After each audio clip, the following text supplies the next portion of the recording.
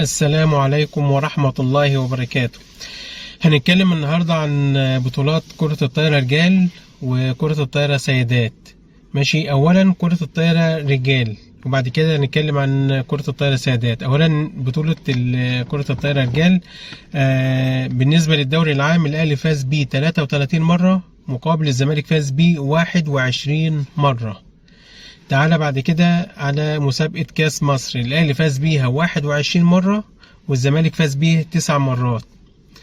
بطولة كاس السوبر المصري اللي هو بطل الدوري وبطل الكاس لسه هي أول مرة تقام السنة دي، أول بطولة فاز بها الأهلي على الزمالك 3-0 في النهائي، بعد ما وصل الأهلي والاتحاد السكندري وطلائع الجيش. عملنا منافسة، الأهلي كسب الزمالك 3-0 ماشي، والاهلي طلع ترتيبه الاول، الزمالك الثاني، الاتحاد الثالث، طلائع الجيش الرابع. لما رتبنا الاول بيلاعب الرابع، الاهلي لاعب طلائع الجيش كسب 3-0، الزمالك كسب الاتحاد السكندري 3-1. الاهلي والزمالك تقابلوا تاني للمره الثانيه، الاهلي كسب 3-0 مع الرأفة يعني.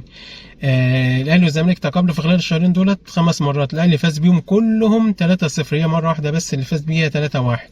هننتقل بعد كده على دوري ابطال افريقيا، الاهلي فاز 15 مره مقابل الزمالك فاز 5 مرات بس.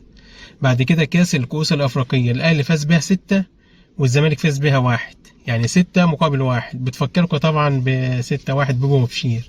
تعالى بعد كده نتكلم على البطوله العربيه، الاهلي فاز بيها 7 مرات، الزمالك فاز بيها مرتين 2. البطوله الافرو اوروبيه الاهلي فاز بيها مره، الزمالك ما فازش بيها ولا مره.